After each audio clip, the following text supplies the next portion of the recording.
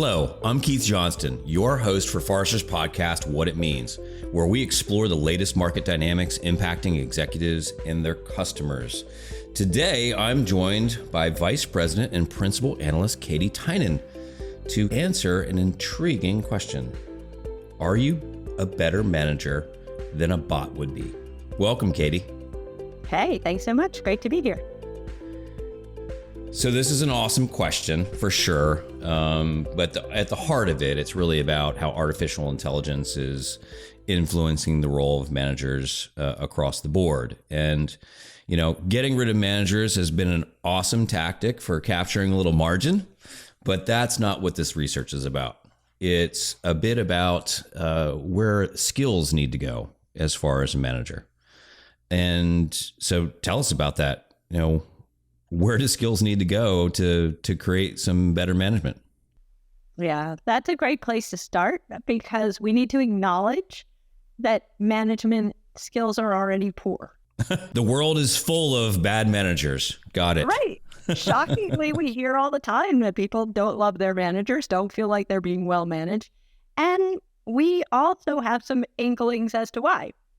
So many organizations don't invest particularly heavily into their managers. We know that 65% of companies spend less than $2,500 per leader per year on leadership development. Now, you might say to me, well, Katie, $2,500 is money. But if I said to you that you have a team of 5 people and each of those people make $100,000 a year, so that's a $500,000 investment, and you know that managers account for 70% of the variance and engagement of those bucks. So you're going to tell me that $2,500 is enough to protect that $500,000 investment? I'm going to tell you, I think you're probably wrong. So we're going to start by saying companies are not investing enough. Managers are not skilled enough. And we've seen that now for many years in the form of engagement surveys. People don't trust their managers. They don't feel they're being managed well. They're not very happy with their managers. So the baseline is managers aren't great. And now we're going to bolt AI onto the process. How's that going to go? Yeah, so it's easy to take a whack at a manager.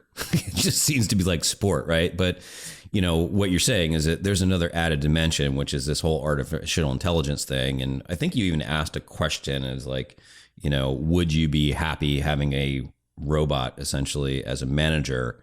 And wasn't it alarming? Like 65% of people said yes or something like that? Yeah, 64%. And that was from a 2019 survey. It wasn't our data. It was Oracle and Future Workplace did a survey and they asked people and 64% said they would trust a robot more than they would trust their own manager. And that was in 2019. And you might question that and say, well, why would someone say that? But trust for what? And I think this is the crux of it, right? What are managers going to do and continue to do in a world that is optimized for AI? And what are we going to allow or leverage AI to do? And how does that dynamic result ideally in more trust and a more positive experience with managers? So let's talk about what those touch points might be, because we've been using artificial intelligence to interact with customers for a little while, but you know, focusing on employees is a slightly different thing. And have we been using AI up until this point? What are some of those touch points that managers may have already been interfacing with? I think there are a lot of managers, and especially a lot of knowledge workers, there has been this sort of concept that automation wasn't coming for them.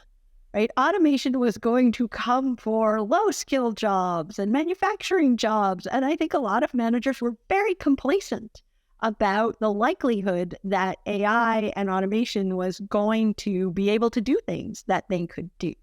And so, first of all, I think a lot of managers ignored what AI could do for them. We have had AI in HR tools for quite a long time, not necessarily generative AI, but AI as curation tools, AI as ability to provide us with data for a long time. That doesn't necessarily mean managers were skilled at using it, and not necessarily mean that managers were skilled at using it to make their sell themselves better at their jobs. But AI for managers has been around. But now the urgency is much higher because we are seeing the impacts of generative AI on knowledge workers. We are seeing this mindset shift of, oh gosh, Gen AI can do a lot of things that people traditionally thought of as soft skills. So what are some examples of that? Well, it turns out Gen AI is pretty good at writing empathetic emails. And it turns out that human managers, have not been so good at writing empathetic communication. So that's an example. Generative AI is also pretty good at giving feedback and nudges and being able to suggest things in the moment. So there's a bunch of things that we've historically considered traditional manager activities that we can see Gen AI doing pretty well. That doesn't mean it can do everything a manager can do, but it can do a bunch of things, and it would be foolish for managers not to be leveraging that to make themselves better, but also to understand the risk that if they don't upskill themselves, they're going to get run over by organizations trying to downsize that middle management layer that see that as an opportunity. Yeah, I bet you can point out a couple of internal memos that should have been rewritten by a robot. Yeah, quite a lot. And there's just daily examples in the press. We saw it especially earlier this year. It seems like when companies go through layoffs, their leaders get caught saying things, out loud that are their outside voices that should be their inside voices. It happens all the time. And of course they make the headlines, but those are not the headlines that you want your organization to be known for. You don't want people taking snippets of your town hall meetings and posting them on public social media channels just because your managers are terrible communicators. Yeah, no doubt. Let's take one step back, because you said something that's really important, is that, there was an assumption that, there's some low skill or rote jobs that are more ripe for AI than management, and managers don't see this coming. I think they need to see it coming because in some cases, management is kind of a repetitive job and it's more ripe for AI. But let's focus on the positive. What are some of the things that AI can do to upskill all the poor management that's out there in the world? Yeah, so this is an area that HR technology and tools have been using for a little while. So here's just one example we see HR tech vendors doing is being able to provide data to managers to raise the visibility of things they might not see in their own behavior.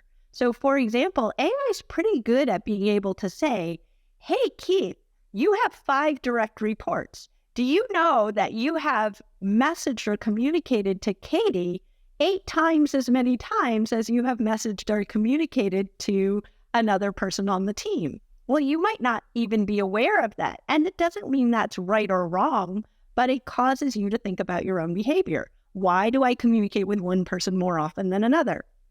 It can also look at general tone of communications and say, hey, Katie, when you communicate with these 3 different people, you use different language, you use different words. So those are really good examples of the use of AI to help a manager see something they would otherwise be unable to see. It can also do things like nudge a manager in the right direction. Hey, Katie, you haven't had a one-on-one with this person for a month. Maybe you should. So those kind of behavioral nudges can be tremendously helpful in terms of just increasing the effectiveness and the consistency of behavior for managers. And again, it's not to say you're going to take that data and send it up the chain and say to my manager, hey, did you know Katie does this? But it's data that you can give to me and say, hey, Katie, do you know that you do this? Which then helps me apply my own context to that situation and say, oh yeah, that's okay. I needed to talk to that person 8 times as much this month because we're collaborating on a project, whereas typically I wouldn't do that. So knowing what you're doing and then being able to apply your own context is a very powerful use of AI to improve managers' behavior. So let's go to the other extreme in employees trusting a robot more than their manager. And so this is a cool exercise because, for the listeners, I hired you. You reported directly to me. I hired your boss. He reports to me. Let's pretend you want to turn me into a robot.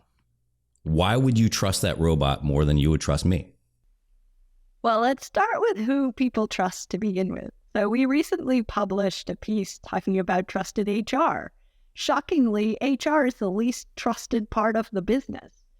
Employees don't necessarily trust HR. However, when we see manager relationships, we see that trust is important. And so if I'm talking about trust, what am I talking about? There's two different layers of trust going on here. One is trust in objectivity. Do I trust that the data that you're using to judge me is objective? Well, if I'm listening to a robot, I might be more likely to think that the data that automation or robot is using is less biased than a human. So that's one reason that people would want to replace their boss with a robot, is to eliminate bias.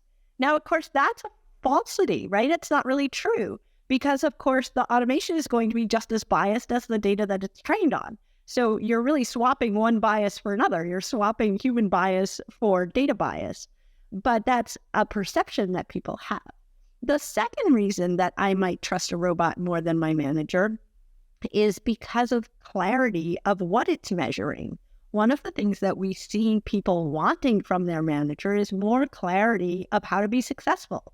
And a lot of times, due to all kinds of different reasons, managers are not clear to people about how to be successful, whereas a robot might be more consistent about how it is measuring an individual. So those are some of the reasons that people look at automation and say, gosh, I would like it better if I was getting this data from this automation.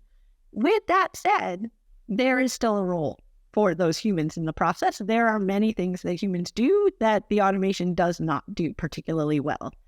But I think we are seeing some spaces where people are looking at the quality of their manager and now looking side by side at what they're seeing from generative AI and saying, maybe there's something here.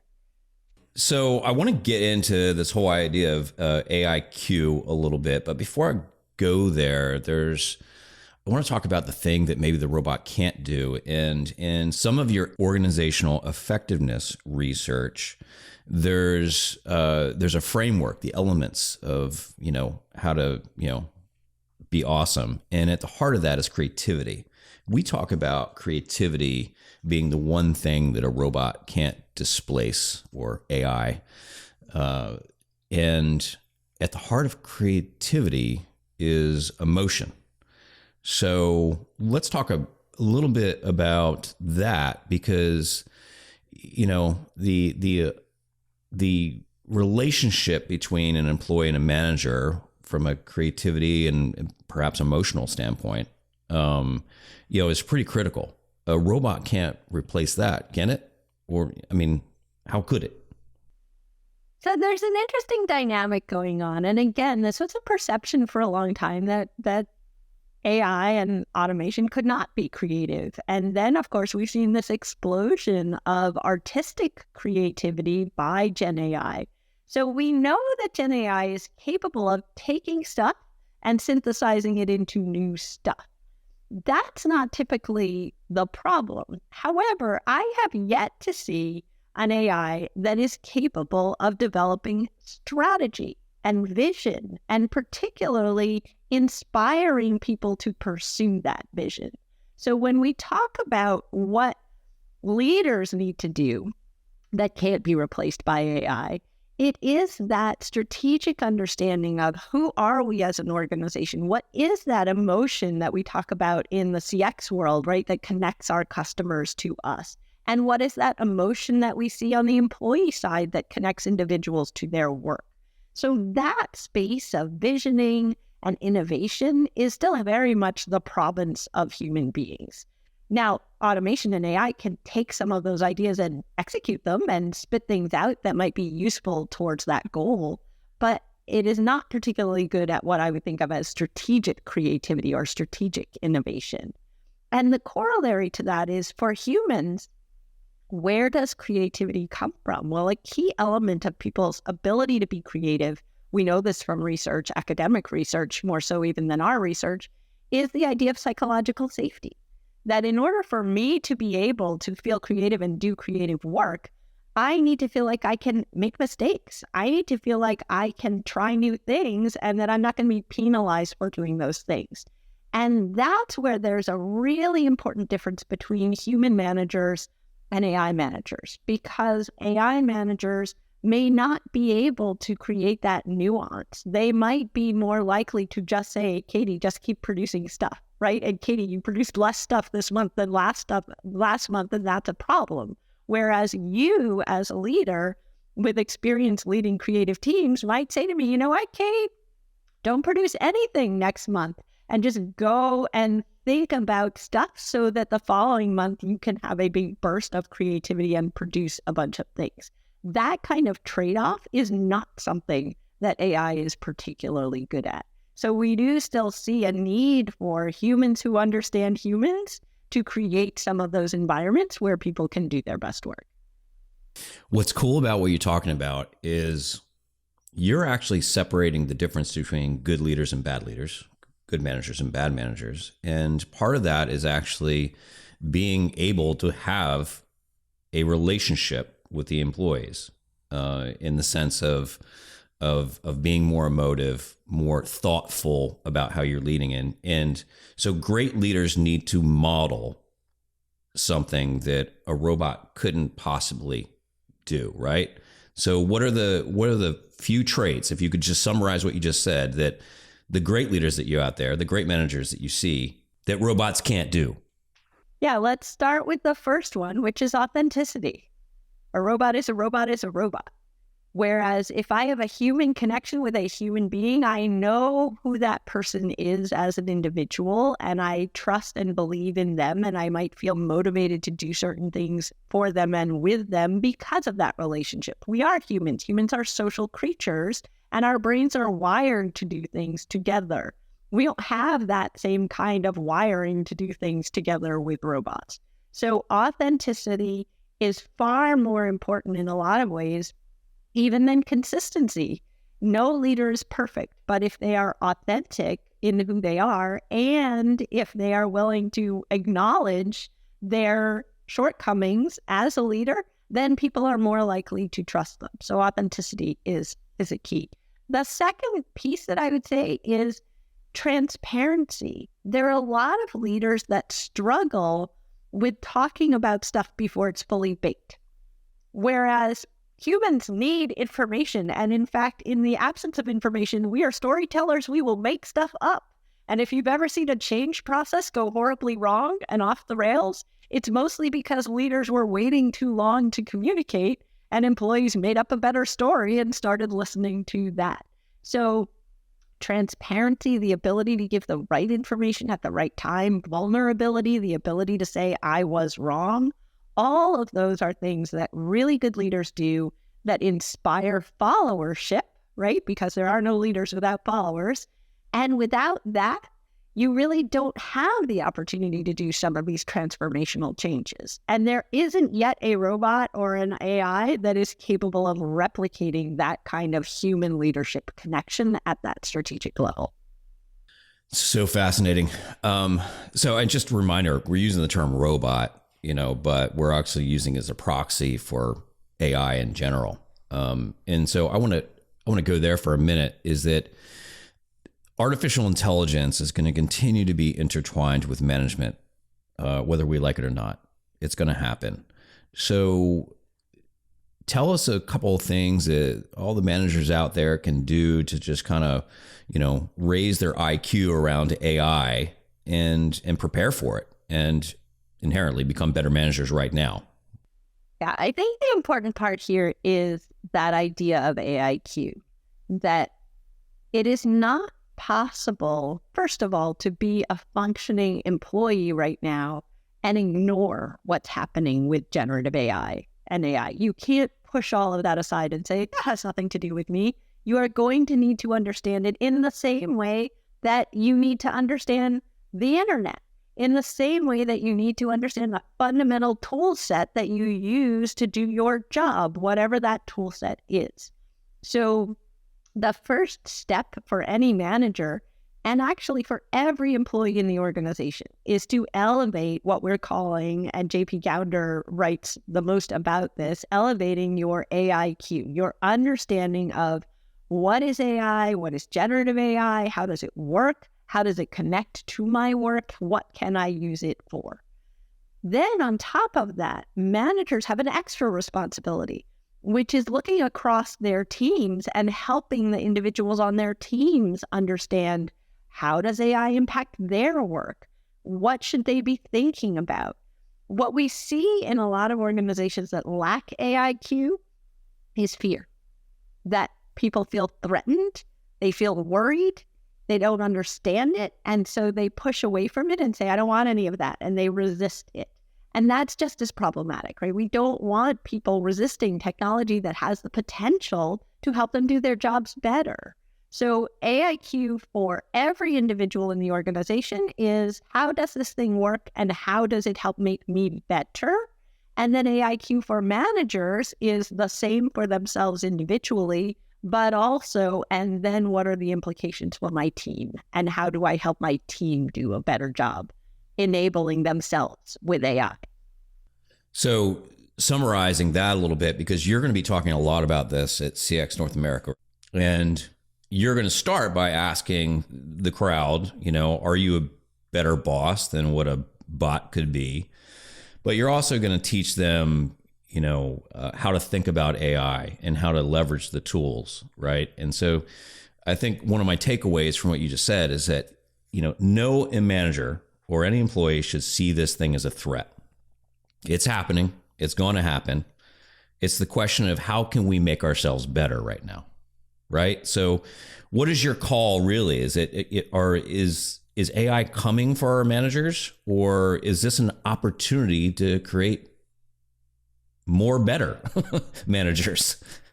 I think it's both. And I would not say that no person should be, no one should ever feel like it's not a threat, right? It is a threat. It is a threat to people who don't understand what it is and how to use it, in the same way that it was a threat if organizations failed to understand how previous technologies would impact ways of doing business and ways of working.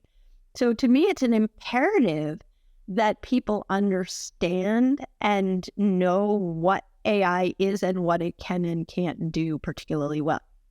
But with that said, it doesn't mean that you need to break out in hives every time somebody says generative AI. It doesn't mean that your job is going to vanish tomorrow. It means that it is highly probable, and this is a big part of our research, it is highly probable that your job is going to change in some material way because of generative AI. And the more you understand that, the better you as an individual and you as a leader are able to have agency in that change, to understand and get ahead of it and help yourself. If you wait and ignore it, you are more likely to be displaced by or have your job changed in a way you don't want as a result of generative AI. So all managers out there should, have this takeaway, that there is an opportunity to intertwine themselves with AI, that all those repetitive tasks that they're doing, not just the frontline workers, that they're doing, gives them the time and energy to model great leadership, right? This is an opportunity.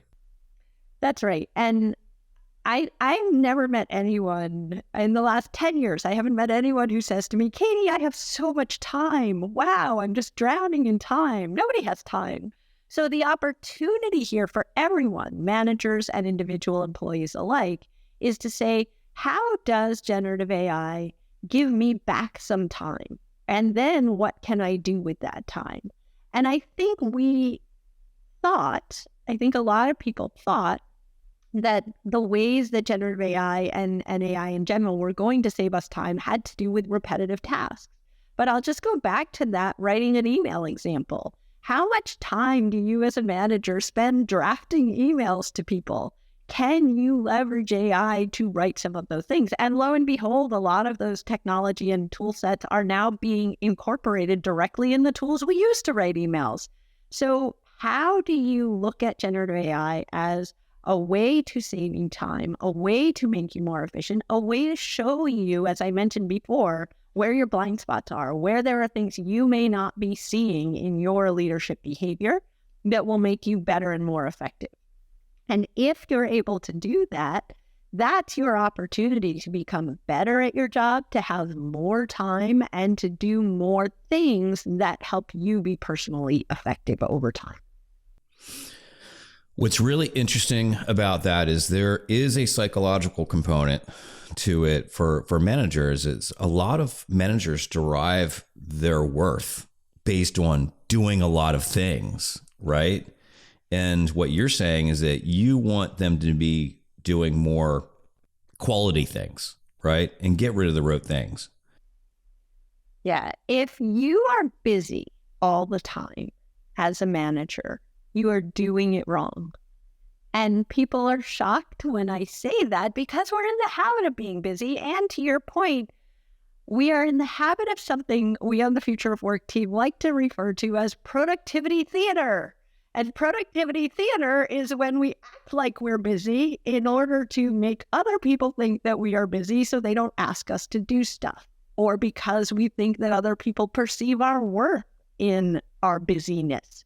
But the actual value in a manager is their ability to elevate their view and look at the longer term view, look at the bigger picture, and then bring that down and help inform and focus their team members on what are the things that are most important to do. So if I could make one wish for all managers in all of this, it's that you spend more time doing the things that are most important and have the most value, and less time sort of spinning around in circles, either being busy or looking busy for the sake of productivity theater.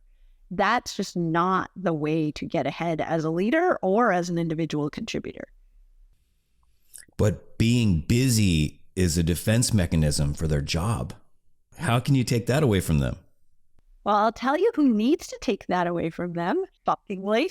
Senior leaders. Right. Stop mentoring your people on productivity in unnecessary ways. If you don't know what people are producing that's valuable to the organization and all you care about is quantity, you are not getting the best out of your people. And if you are tuning your organization for busyness, you are not doing yourself any favors. So the person that is responsible for getting you off of that wheel is your next level leader, your leadership of the organization as a whole. You're going to be at CX North America talking about all this stuff, leadership, management, talent. What are the couple takeaways in this scenario of like managers feeling a little bit threatened by AI? They have to intertwine themselves. What can you offer them so that they can be prepared for this next generation of management?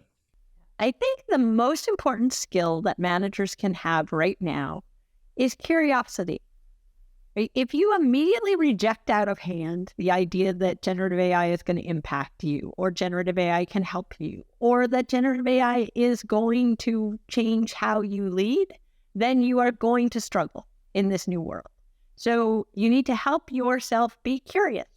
And that means starting to dip your toe in some of these ideas. Maybe it means taking an online course to better understand how generative AI works and what it actually does. Maybe it means scheduling a conversation with an expert, maybe a Forrester expert, to learn more about what these tools do and what the impact is going to be on your organization. So that's my first guidance. And really that's guidance anyway for anyone. Curiosity is your very best quality to cultivate because it will help you be more adaptable to change. It will help you learn and grow and do better things. The second piece is don't assume. Don't assume that these new technologies can't do some of these things just because you thought that automation was never going to be able to write emails for you or be empathetic. Don't assume that it can't do things, but also don't assume that it can do things or that it's always right.